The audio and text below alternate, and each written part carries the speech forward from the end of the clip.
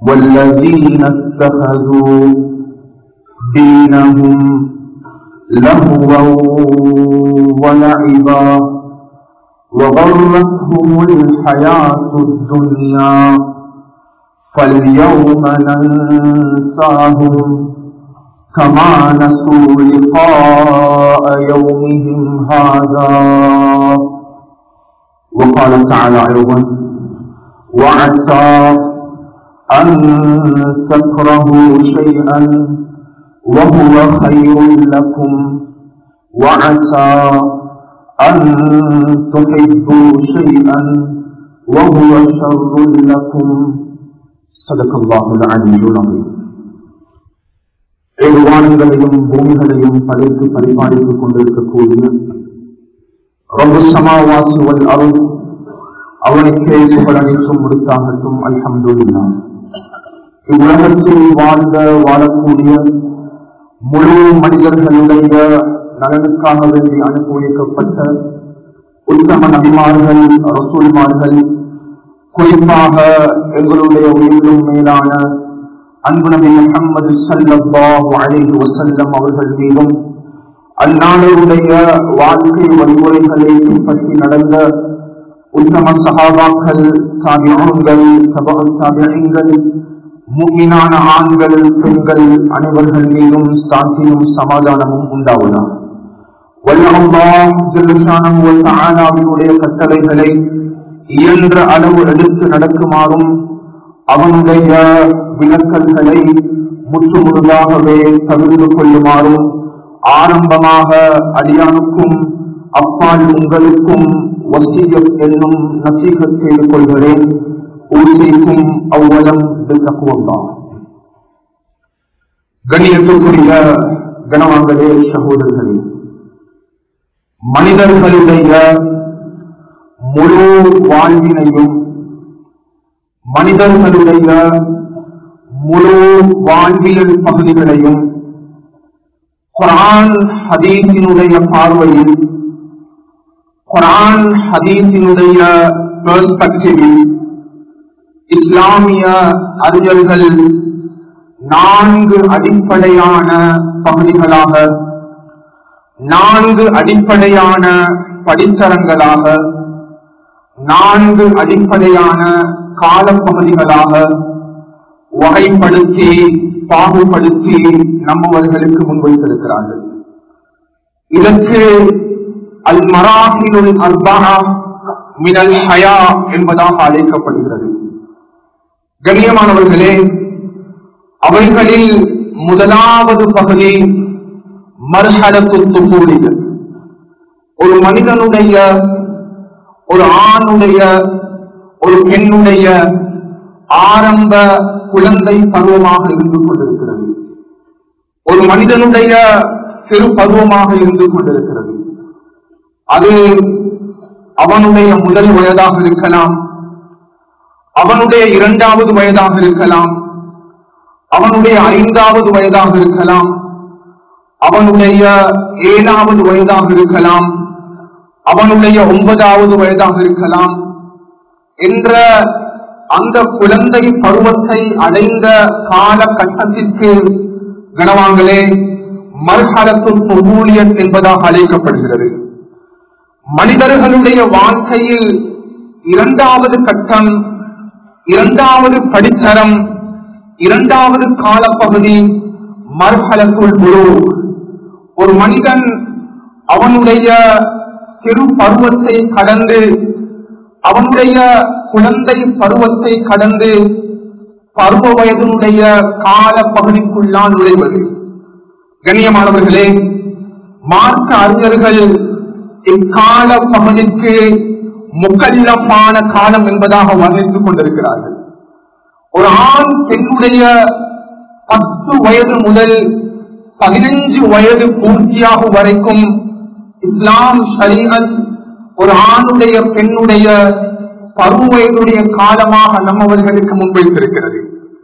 கண்ணியமானவர்களே, குர்ஆனும் ஹதீஸும் நம்மவர்களுக்கு முன்வைத்திருக்கக்கூடிய இந்த 4 அடிப்படையான கால பகுதிகளுக்கு மத்தியிலையும் 3வது காலப்பகுதி மர்ஹலத்துல் ஷபாப்.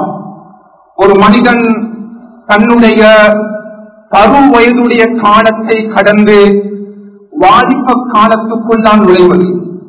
வாலிபனாக, இளைஞனாக, யுவதியாக வாழக்கூடிய கால தருணத்திற்கு மர்ஹலத்துல் ஷபாப் என்பதாக அழைக்கப்படுகிறது.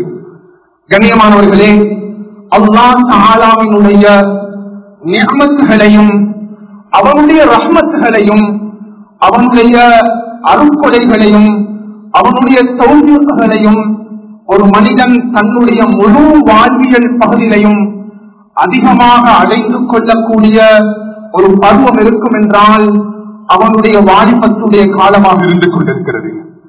கண்ணியமானவர்களே, குர்ஆனுடைய பார்வையில் முஃபஸ்ஸிரூன்கள் இந்த வாலிப காலத்தை வர்ணனை செய்யும் பொழுது குவ்வத்துன் பைன ضعفين என்பதாக வர்ணிக்கிறார்கள்.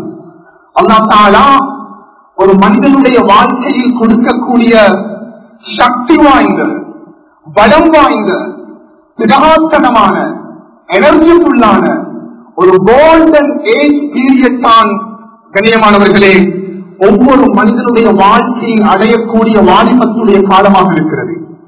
உண்மையில் சமூகத்தில் அதிகமானவர்கள் வினவக்கூடிய ஒரு கேள்வி இருக்கிறது.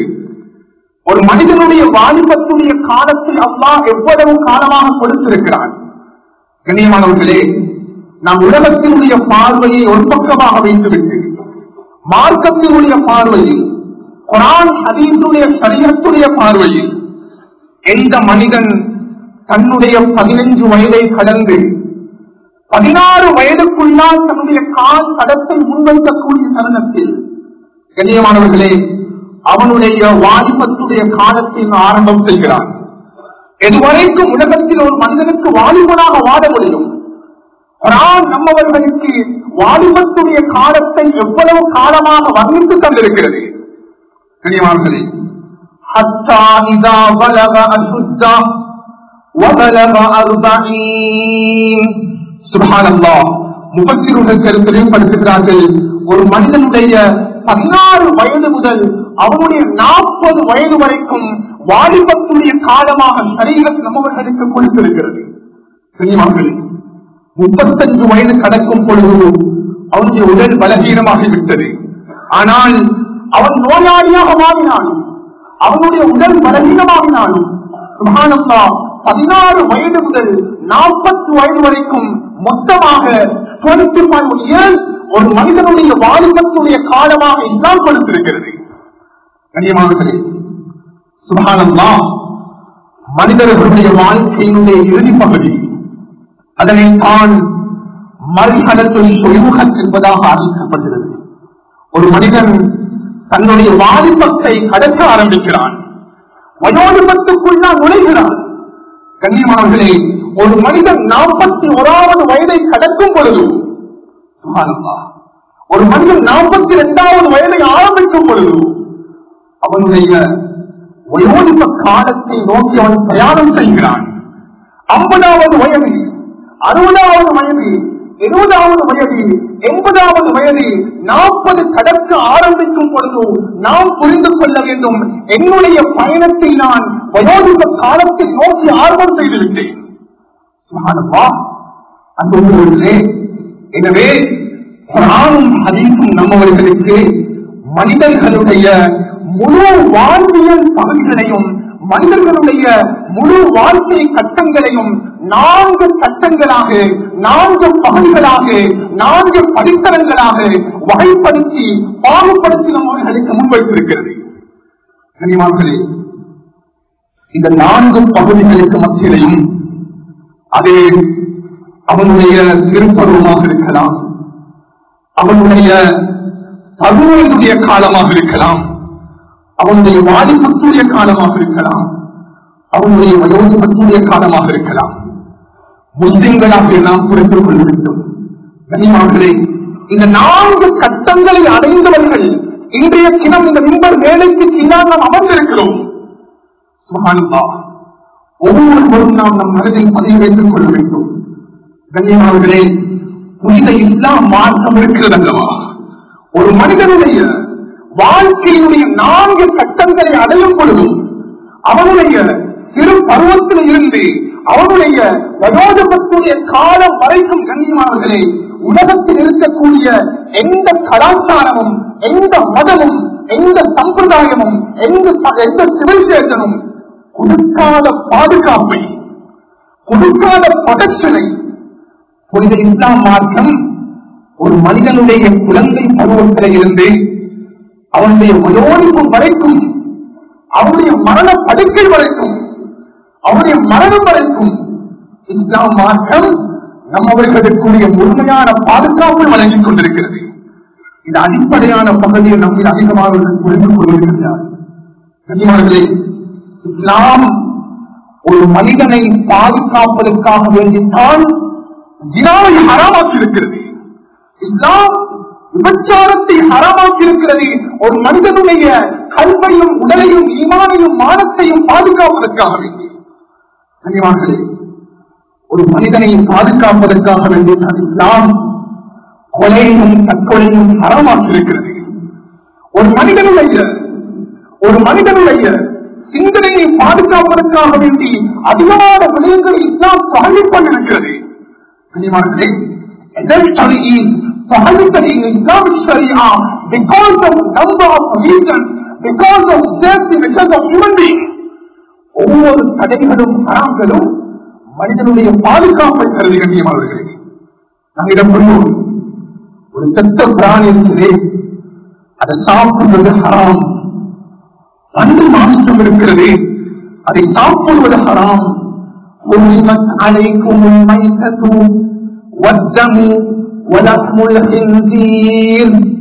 மனிதனுடைய பாதுகாப்பாக இருக்கிறது கண்ணியமானவர்களே.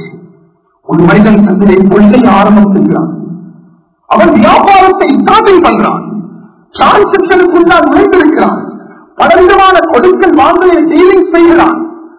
மனிதா புரிந்து கொள், உன்னுடைய தொழிலின் பொழுது சம்பாத்தியத்தின் பொழுது நீ வட்டியோடு தொடர்பான செயல்பாடுகளை விட்டும் உன்னை பாதுகாத்துக் கொள், அதில் உனக்கு பாதுகாப்பு இருக்கிறது. ஒவ்வொரு சரீரத்தினுடைய தடைகளுக்கு பின்னாலும் அல்லாஹ் தஆலா நம்மவர்களுக்கு பாதுகாப்பை மறைத்து வைத்திருக்கிறார். உலமக்களுக்கு செய்த அல்லாஹ் ஒரு அழகான வசனத்தை குர்ஆனில் பிரயோகம் செய்கிறார்.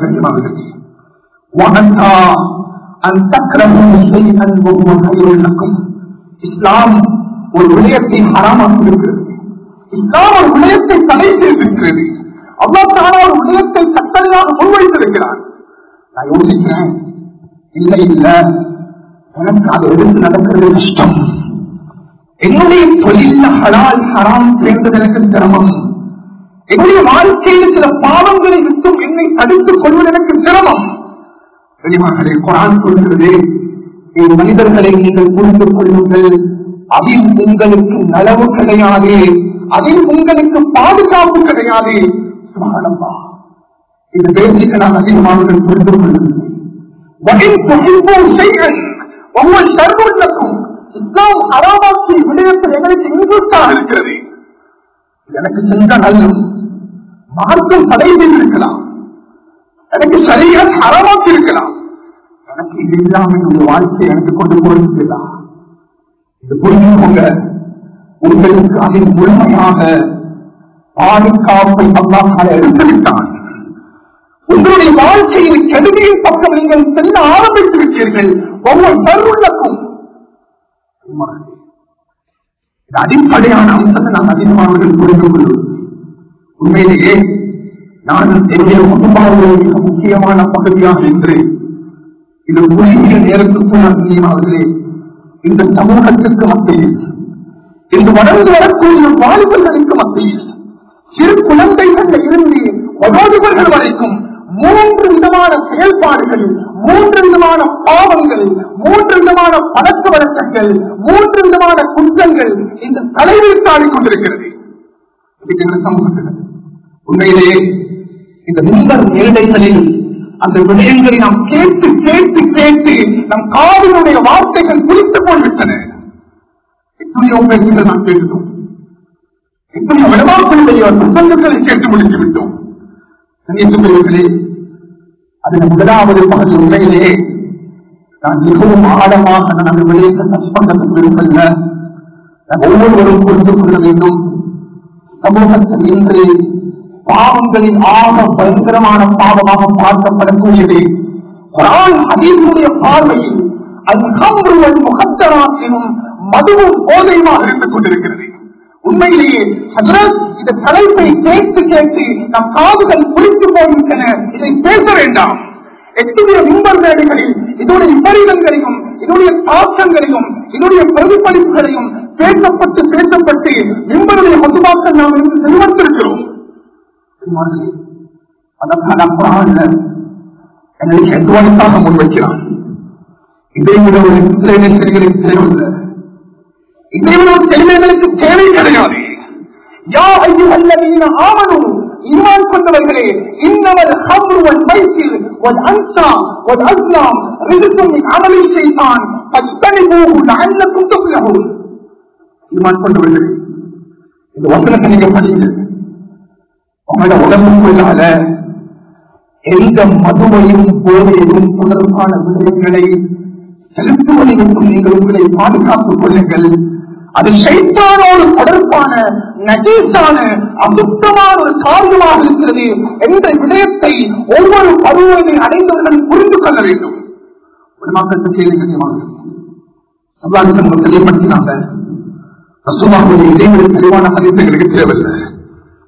ஏதோ தெரிஞ்சிருந்தால் நான் ஒரு சொப்பு முட்டைக்கு ஒரு சிறிய பங்கேற்பு வாழ போட்டது மாதிரிதான் இன்றைக்கு 7 வயது 8 வயது குழந்தைகள் இங்கே நாம் ஒரு காலம் நினைத்துக் கொண்டிருந்தோம். 40 வயது கடந்தால்தான் கர்ப்படித்ததாக மாறுகிறான், 40 வயது கடந்தால்தான் மதுபானம் பாவிக்க ஆரம்பிக்கிறான்.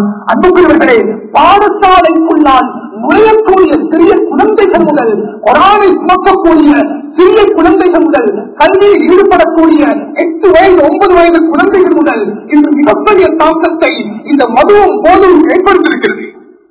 நம் சமூகத்தை பாதுகாக்க வேண்டும். சொன்னாங்க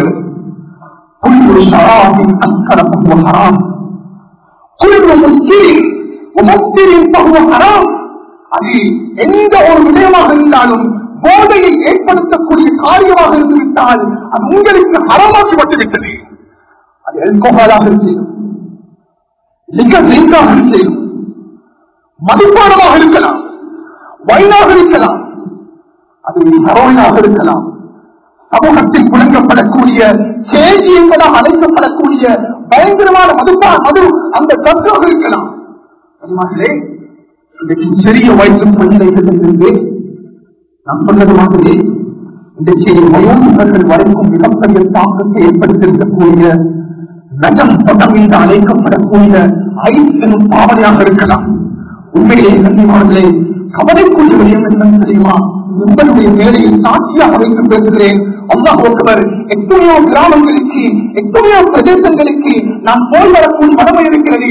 இந்த இஸ்லாத்துடைய சரியத்துடைய நோக்கத்துக்காக வேண்டி சில கிராமங்களில் சில பிரதேசங்களில் பெண்கள் கூட வயது ஒத்த பெண்கள் கூட 15-16 வயது கடந்த பெண்கள் கூட திருமணம் முடித்த பெண்கள் கூட இன்று தற்கக்கூடிய அடிமையாக வியாபாரம் செய்யக்கூடிய பெண்களாக எத்தனையோ சமூகத்தில் நம் முஸ்லிம் பெண்கள் மாறிவிட்டார்கள். முஸ்லிம் பெண்கள் இது கேட்கும் ஆச்சரியமாக இருக்கிறது. அல்லாஹ் சமூகத்தை பாதுகாக்க வேண்டும். அந்தவர்களை நம் குழந்தைகளை பாதுகாக்க வேண்டிய பொறுப்பு நம்மளுக்கு இருக்கிறது. நம் பணம் மேடைகளில் 2 ஹதீஸ்களை அடிக்கடி பகிர்ந்து கொள்வதுண்டு. அந்த ஹதீஸ்களை பகிர்ந்து கொண்டு விட்டால் இதனுடைய தாக்கத்தை அவர்களுக்கு புரிந்து கொள்ள முடியும். தெளிவுபடுத்தினார். அவரால் இந்த பகிர்ந்தப்படக்கூடிய உருவாய் செய்கிறார்கள். அப்துல்லாஹ் ஆம்பரத்தில் அவர்கள் உருவாய் செய்கிறார்கள். அல்லாஹ் ஒரு மனிதனுடைய வயிறு இருக்கிறது, ஒரு மனிதனுடைய உடலுடைய உட்புறம் இருக்கிறது. அன்பார்களே, ஒரு துளி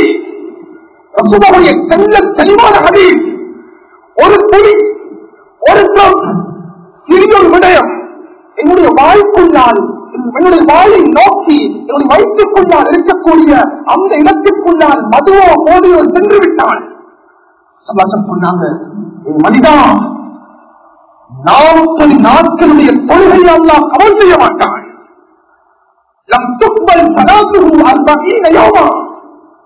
உதாரணம் சொல்வது தெரியுமா?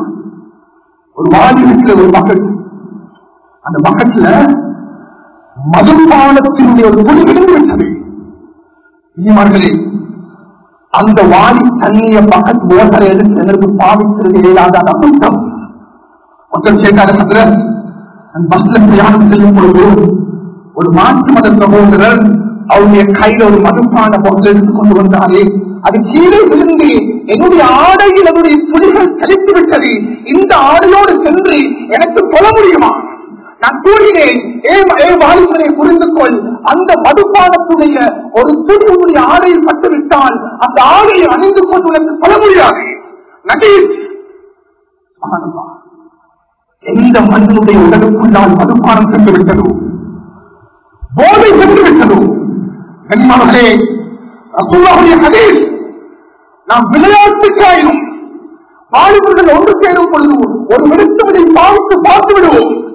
இன்று மாத்திரம், இந்த இரவு மாத்திரம், இந்த பாட்டையில் மாத்திரம், இந்த பண்களில் மாத்திரம் அவருடைய நாடி நரம்புகள், உடம்பினுடைய அனைத்து பாகங்களும் ரசூலுல்லாஹுடைய ஹதீஸ் நஜீஸாகிவிடும், அசுத்தமாகிவிடும். 40 நாட்கள் இருக்கும் உடலுடைய நரம்புகள் நாணங்கள் பரிசுத்தமாகுவதற்கு அவர்களை பாதுகாக்கும். சொன்னாங்க, எந்த மனிதனுடைய வயிற்றுக்குள்ளால் மதுபானம் இருக்கும் போது வபாத் வருகிறதோ, மரணம் ஏற்பட்டு வருகிறதோ, நீங்கள் புரிந்து கொள்ளுங்கள், ஜாஹிலியத்துடைய மௌத்தவனுக்கு ஏற்பட்டிருக்கிறது.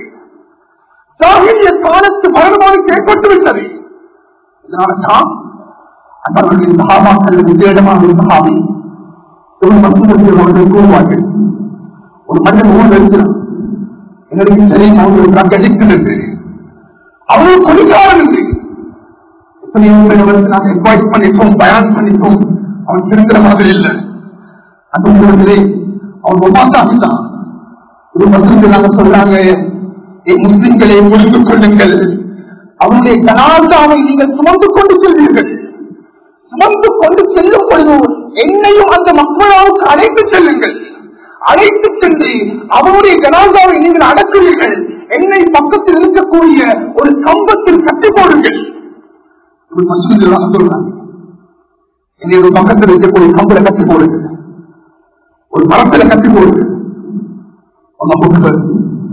அந்த ஜனாசாவை நீங்க வச்சதுக்கு பின்னால அடக்கம் செய்வது கிருமினாவுடைய திசையில் வைக்கப்படும் ஜனாசாக்கள் நீங்க மறுபடியும் நான் கூறுகிறேன், அவ்வளவு சத்தியமாக அந்த ஜனாசாவை நீங்கள் தோல்வி பாருங்கள், அந்த ஜனாசாவை தோல்வி பாருங்கள். இந்த கம்பத்தில் நீங்கள் என்னை அமைத்து விட வேண்டாம். அந்த ஜனாசாவை மறுபடியும் தோல்வி பாருங்கள். அல்லாஹ் இவரை பாதுகாக்க வேண்டும். அந்த ஜனாசா கிப்லாவுடைய திசையை நோக்கி அடக்கப்பட்டிருந்த ஜனாசா, அல்லாஹ் தஆலா அந்த மனிதனுடைய ஜனாசாவை கிப்லாவுடைய திசை ஏற்றுக்கொள்ளாமல் மறுபக்கமாக திரும்பி இருக்கும். ஜனாசா திரும்பிடும். அன்புக்குரியவர்களே, ஒரு மனிதன் மதுவோடையும் போது ஆரம்பிச்சான் அந்த வாழ்க்கையை, அவனுடைய கபரு கிப்லாவுடைய திசையை பூமி ஏற்றுக்கொள்ளாமல் ஆக பயங்கரமான பாவங்கள் நம் வாழ்க்கையை திசை திருப்பிவிடும், நம் ஆகிரத்தை நாசமாக்கிவிடும், நம் கபருடைய வாழ்க்கையை அழித்துவிடும், நம் அமல்களை நாசமாக்கிவிடும். அப்படி ஒரு பயங்கரமான பாவங்கள் உண்மையிலேயே நம்ம பல இடங்களில் சொல்ற வெளிப்படுத்தா அந்த மிகவும் நீளமாக பேச விரும்புகிற தாக்கம் எங்களுக்கு தெரியும். சமூகத்தில் நிறைய பேர் இருக்கிறாங்க, எங்களை பாதுகாக்கணும்.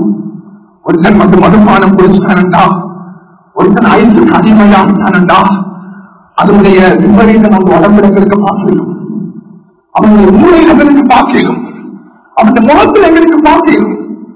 அந்த குழுவிலே என்னுடைய கல்வியில நான் கைவசம் பேசுகிறேன்.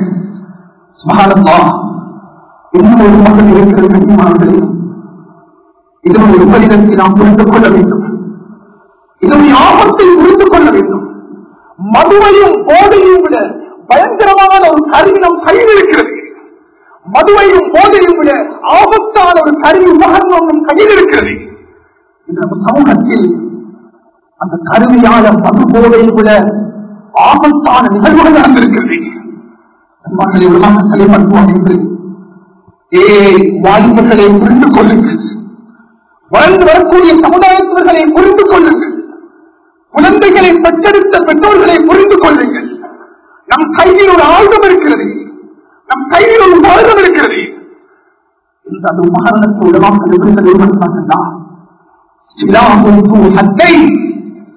ஒரு ஆயுதத்திற்கு ரெண்டு கூர்மையான பகுதி என்பது போன்றும் ஒரு கத்தி எடுத்தால் அந்த கத்தியை பயன்படுத்தி நல்ல விடயத்துக்கும் பயன்படுத்தலாம், தீய விடயத்துக்கும் பயன்படுத்தலாம். அதை பாதுகாக்கணும். அந்த கத்தி எடுத்து ஒருத்தர் கொலை செய்யும் அதே கத்தியை பயன்படுத்தி கண்ணியமானவர்களே நாம் மாம்சத்தை அழகான முறையை துண்டிக்க முடியும். அல்லாஹ் ஒருவர் இன்று நம் சமூகத்தில் கத்தியை போன்று பயன்படுத்தப்பட வேண்டிய ஒரு உதாரணம் இருக்கிறது. கத்தியை போன்று பயன்படுத்த வேண்டிய ஒரு கருவி இருக்கிறது. இந்த சமூகத்தில் சிறு குழந்தைகளில் இருந்து 2 வயது 2 வயது 3 வயது குழந்தைகளிலிருந்து மரண படுக்கையில் இருக்கக்கூடிய வயோதிபர்கள் வரைக்கும் இந்த கருவியுடைய தாக்கம் ஏற்பட்டிருக்கிறது. நாம் பயன்படுத்திக் கொள்வதில் உண்மையிலே சில சொல்லுவாங்க, இதெல்லாம் முன்பு மேடையில் பேசணுமா, இதெல்லாம் தேவையில்லாத விஷயம். நம் அதிகமானவர்களுடைய தொழுகையை நாசமாக்கிவிட்டது, நம் சுபகுடைய தொழுகையை வீணாக்கிவிட்டது, நம் தாழ்த்துடைய தொழுகையை நாசமாக்கிவிட்டது. அதுதான் என்னோட கையில் இருக்கக்கூடிய மொபைல் போன் எல்லாம் போதும். மாணவன் எத்தனையோ வாலிபர்கள் சமூகத்தில் நிகழ்ந்திருக்கிறார்கள். வாலிப பெண்களுடைய மானங்கள் பறிக்கப்பட்டிருக்கிறது.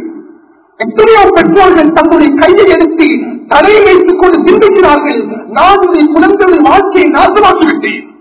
அண்மையில் ஒருத்தர் சொன்னார், அதில் என்னுடைய மகனை நான் கொண்டு போய் மதரசால சேர்த்தேன். என்னுடைய தாசனுடைய மகன், அவருக்கு வார்த்தை உண்மையிலேயே மதரசாவுடன் சேர்த்து கொஞ்சம் காலம் போகல, குர்ஆன்ல பெரும்பாலுமான பகுதியாக மெமரைஸ் பண்ணி முடிச்சுட்டாங்க. ஹாஃபிஸாகிறது கொஞ்ச காலம் தான் இருக்குது. இனிமையான ஒரு பிள்ளை மதரசாவில் விடுமுறை 10 நாட்கள் கொடுக்கப்படுகிறது.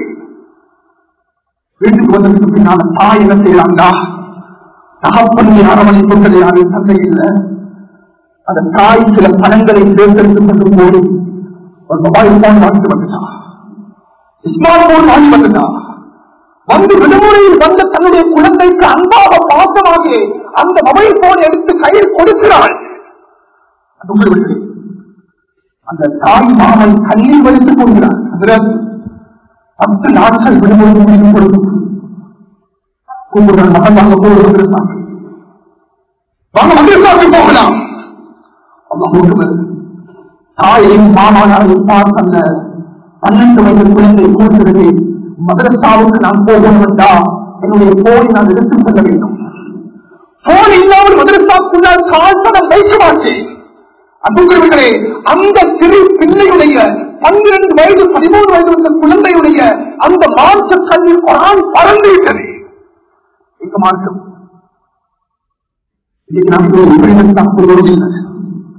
இதனால சைந்தை அறிஞர்கள் கூறுகிறார்கள், நாங்கள் ஒரு மதுப்பான பொருட்கள் எடுத்து நாங்கள் குளிக்கிறோம், அதை விடவும் இன்று நம் கையில் இருக்கக்கூடிய இந்த ஸ்மார்ட் போன் அவர்கள் முகத்தரம் மதுவையும் போதை விடவும் பயங்கரமான ஒரு விளைவை ஏற்படுத்தக்கூடிய ஒரு பகுதியாக இன்றைய இஸ்லாமிய அறிஞர்கள் முன்வைத்திருக்கிறார்கள்.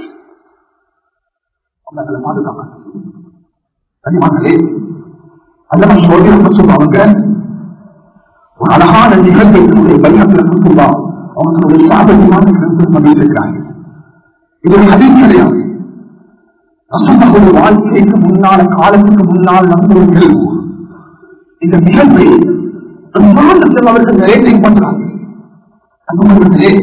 ஒரு மனிதர் இருந்தார் சமூகத்தில், அவரே இபாதத்தோடு இருக்கக்கூடிய மனிதர், எப்பொழுதும் வழக்க வழிபாடுகளை கொண்டு பிரபல்யமான மனிதர். நாட்டினுடைய அரசன் அந்த மனிதரை கொண்டு வருவாங்க. அரசு சபைக்கு அழைக்கப்படுகிறார். அந்த வணக்கசாலியை பார்த்து அரசன் கூறுகிறான், வணக்கசாலியே, நீ அரச சபைக்கு அழைக்கப்பட்டிருக்கிறாய், நீ இந்த அரச சபையிலிருந்து திரும்பி போக வேண்டும் என்றால் 5 விதமான ஆப்ஷன்களை தேர்வுகளை கொடுக்கிறேன். அந்த 5 ஏதாவது ஒன்றை நிறைவேற்றாவிட்டால் இந்த அரச சபையிலிருந்து உனக்கு செல்ல முடியாது, உன்னை நாம் கதல் பண்ணிடுவோம், வளர்த்துடுவோம். அந்த வணக்கத்தாலே கைவிடாது. அரசனை நான் என்ன செய்ய சொல்லுங்க.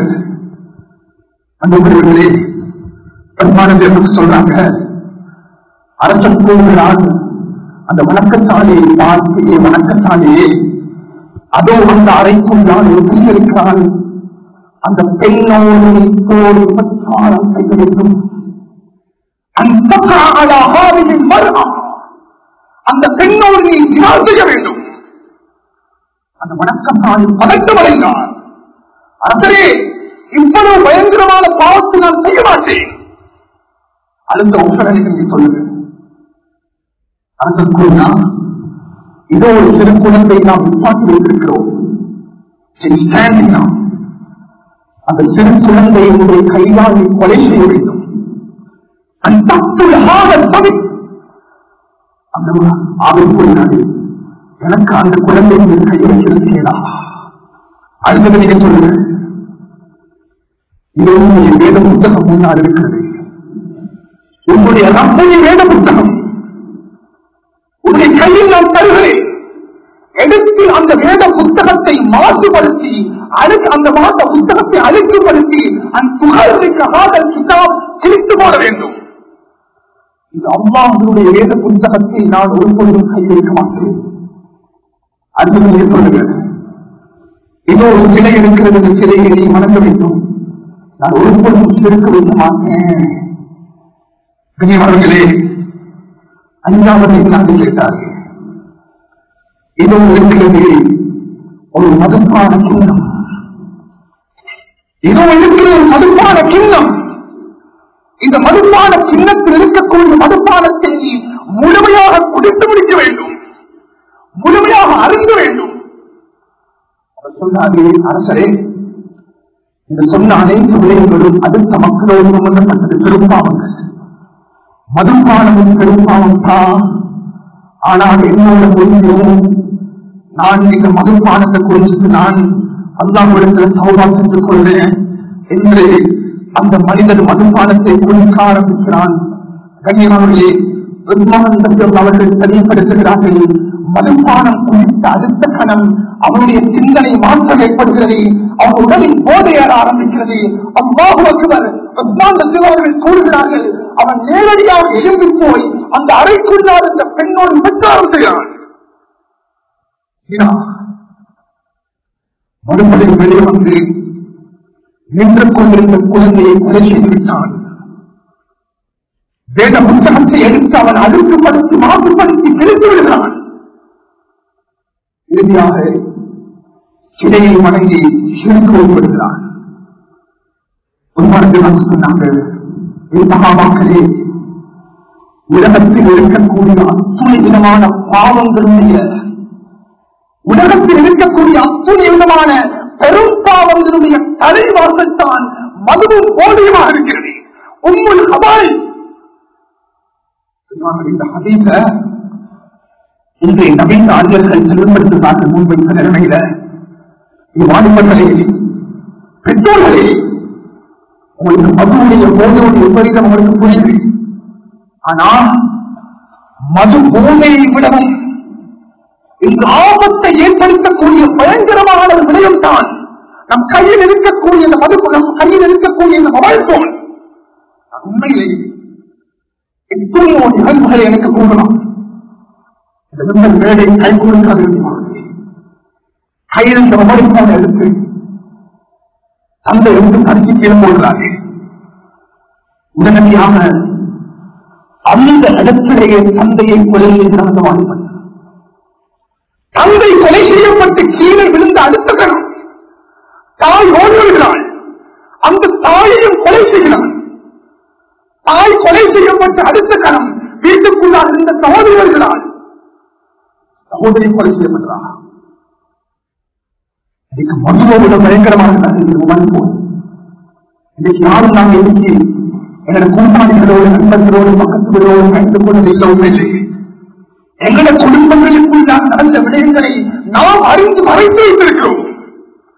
நாம் மறைத்து வைத்திருக்கிறோம், பாதுகாத்து வைத்திருக்கிறோம். எத்தனையோ பெண் குழந்தைகளுடைய வாழ்க்கை நாசமாகிவிட்டது. மிகைப்படுத்திக் கொள்ள வேண்டும். நாங்கள் பிள்ளைகளை பாதுகாக்கணும். உண்மையிலே டிக்டாக் கேள்வி படிச்ச மக்கள் கிட்ட டிக்டாக் கிரியேட் பண்ணிருக்கிறான் சைனாவில் கிரியேட் பண்ணப்பட்ட டிக்டாக் அந்த எப்ப வந்து சைனாவில் இருக்கக்கூடிய சிறு குழந்தைகளுக்கு பார்க்க முடியாது. அப்படித்தான் அவங்க இருக்கலாம். நாளை பார்த்தாலும் வாழ்வர்கள் பார்த்தாலும் மொபைல் போன் எடுத்து கேம்ஸ் விளையாண்டு கொண்டிருப்பாங்க. கேம்ஸ் உருவாக்கியவன் இஸ்ரேல் இருக்கக்கூடிய எந்த வாலிபனுக்கும் அவருடைய மொபைல் போன் எடுத்து ஆன்லைன் கேம் பிளே பண்றது முடியாது. சமூகம் நாசமாகும். எங்களோட முஸ்லிம் சமுதாயத்தை தாக்கத்தில் அந்த சொல்களே ஆக பயங்கரமான விடயம் என்ன தெரியுமா? இது ஒரு தாக்கம். நான் வெளிப்படுத்திக் கொள்ளவில்லை கண்ணியமானவர்களே. இந்த மொபைல் போனாலே இன்னைக்கு விபச்சாரம் ஒரு வாலிபன் என்னோடு பேசினார்கள். எனக்கு 24 வயது. என்னுடைய வாழ்க்கையில நான் இதுக்கு அடிப்படை காரணம் இந்த உணவு. எத்தனையோ விபச்சாரங்கள் அதாவது கண்ணால் விபச்சாரம் செய்தவர்கள் கையால் காதால சொல்லாத கதைப்பட்டார். ஆனால் இதுக்கு எப்படி மாறிட்டா இன்றைக்கு பஞ்சாபோடு நிற்கக்கூடிய சந்தர்ப்பங்கள் பேசும் பொழுதுகளுக்கு விளக்கும். இந்த பாவத்தை புரிந்து வந்து தன்னுடைய நண்பனோடு அவன் பெருமையாக பேசுகிறார்கள். தங்கள் சமுதாயத்தை பாதுகாக்கணும் முடியும். நான் இந்த பாவத்தை செய்துட்டேன்.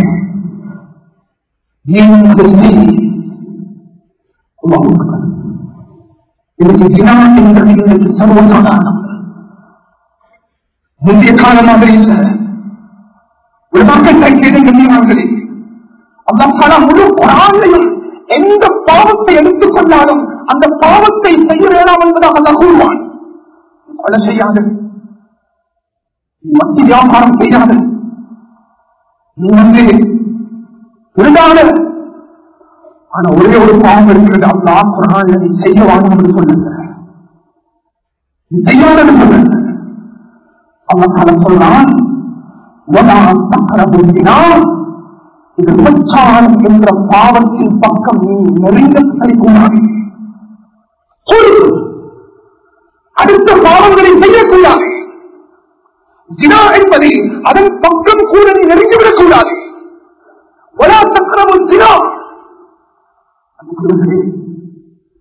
நாங்கள் எங்களுடைய ஈமானை பாதுகாத்துக் கொள்ள வேண்டிய பொறுமைகளை இதனால மசாந்திரம் சொல்லுவாங்க. நான் ஒருத்தனுக்கு 1000 கடன் கொடுத்தேன், ஒரு 10,000 கடன் கொடுத்து விட்டேன். கொடுத்த கடனை திருப்பி அளிக்க வேண்டும். அதுதான் கடன், அதுதான் தெய்வம், அதுதான் கருண். அதே மாதிரி நாம் ஒரு வாழ்க்கையில் திருமணம் முடித்தவனாக இருக்கலாம், திருமணம் முடிக்காதவனாக இருக்கலாம். ஒரு முடிச்சல் நான் ஜினா சென்று விட்டேன் என்றால் ஜினா என்பது கடல். மனிதா, நீ செய்துவிட்டால் அதனுடைய தாக்கத்தை, அதனுடைய பிரதிபலிப்பை உன்னுடைய வம்சத்தில் அவன் ஏற்படுத்துவான். அந்த குழந்தைகள் வரும், அந்த பிள்ளைகளுக்கு வரும். காதல் அவன் வாய்ப்பு சமுதாயத்தில் பாதுகாப்பு வேண்டியவர்களே. எந்த கிராமத்தில், எந்த ஊரில், பிரதேசத்தில் 2 விதமான பாவங்கள் அதிகரித்து விடும். வட்டியும் தினாவும். அந்த கிராமவாசிகள் புரிந்து கொள்ளுங்கள், அல்லாஹ் உன்னுடைய அதாவை ஹலாலாக்கி விட்டார்கள். எந்த புறத்தில் வேதனை வர முடிந்தார் அந்த ஊர் உண்மையிலேயே நாங்க இது உபரிகளை பேசி பேசி பேசி பல விபர்கள் உண்மையிலும் பகிர்ந்து கொள்ளப்படுகிறது. நம்ம பேசி அடுத்த கணம் அதற்கு வந்தாரு. இன்னைக்கு பல விஷயங்கள் பேசினாரு. அல்ஹம்துலில்லாஹ், அது அப்படியே நடக்காது. நாம் விட்டோம். அத்துடன் அதை சம்பந்தப்படுகிறது. என்னுடைய ஈமானை பாதுகாக்க வேண்டும். நம் குழந்தைகள், நம் வாலிபர்கள், நம் பெண் குழந்தைகள் இதனை கல்வியை எடுத்துக் கொள்ளணும். அவசாரம் அனைவருக்கும் இந்த பேசிய கோயிலை விதைத்த வாழ்க்கையில் இருக்கக்கூடிய நம்ம கபல் சொல்லுவானா? நம்முடைய பாவங்கள் மண் செய்யலாமா? நம்ம பாவம் செய்த கரங்களை இருக்கிறோம். மோசமானவர்கள் அல்லா, எந்த அநியாயக்காரர்கள் அல்லா, என்னோட கண்புகள் கருத்து போயிருக்கிறது அல்லா, என்னோட கண்களால் எத்தனையோ பாவங்கள் செய்து விட்டோம். நாயனே, எங்களுடைய பாவங்களை மன்னித்து விடுகிறார்களா? பாவ கரங்களை அழித்து விடுகிறார்களா? அந்த பரிசுத்தமான மனிதர்களாக எங்களை மாற்றி விடுகிறார்களா? அந்த பாவத்துடைய சூழலை விட்டு எங்களை பாதுகாத்து நாயனே, நம்முடைய தாய் தந்தைகளை பாதுகாக்கிறீர்களா? நோயற்ற வாழ்க்கையவர்களுக்கு நசுவாக்கிறீனாயே, உத்தாத்மாவுடைய பாவங்களை பாதுகாக்கிறீர்களா? அவர்களுக்கு அழகான வாழ்க்கையை நசுவாக்கிறீர்களா? அந்த பாவங்களுடைய சூழலை விட்டு எங்களை பாதுகாக்கிற நாயனே, அந்த பாவங்களுடைய சூழலை விட்டு எங்களை பாதுகாக்கிறீர்களா? நம் குழந்தைகளை பாதுகாக்கிறீர்களா? நம் உச்சத்தையை பாதுகாக்கிற நாயனே, நம் அழகான மௌத்தங்களுக்கு தான் நாயனே. மனிதர்களை சுஜூது செய்து கொண்டிருக்கும் பொழுது எங்களுக்கு மௌத்த தாயாகலா, அந்த குரானை கொண்டிருக்கும் பொழுது எங்களுக்கு மௌத்த தாயாகலா, அந்த சுல்லாவுடைய மதினத்து மண்ணில் நடக்கும் பொழுது மௌத்த தாயாகலா, திக்ர் செய்து கொண்டிருக்கும் பொழுது எங்களுக்கு மௌத்த தாயாகலா, எப்பொழுதும் திக்ரோடு இருக்கக்கூடிய நாவங்களுக்கு தானாயே, அடுத்தவர்கள் புகழக்கூடிய அளவுடைய மரணம் தாக்கி தந்திரனாயே, முஸ்லிம்களை பாதுகாத்திருந்தாயே, வளர்ந்து வரக்கூடிய சமுதாயத்தை பாதுகாத்திருந்தாயே, வாலிப பெண்களை பாதுகாத்திருந்தாயே, இந்த ஊரை பாதுகாத்திருந்தாயே, இந்த கிராமத்தை பாதுகாத்திருந்தாயே, ஈமானோடு இருக்கக்கூடிய ஈமானையும் பாதுகாத்திருந்தாங்க, மதரசாக்களை பாதுகாத்திருந்தாங்க, பாடசாலைகளை பாதுகாத்திருந்தாயே, முஸ்லிம் நாடுகளை பாதுகாத்திருந்தாயே, உன்னுடைய தாக்கத்தை ஏற்படுத்திக் கொண்டிருக்கிறாய். யாரெல்லாம் முஸ்லிம்களுக்கு எதிராக சதி செய்கிறார்களோ அவர்களை அழித்து விடியாங்களா, அவர்களை நாசமாக்கி விடியாங்களா?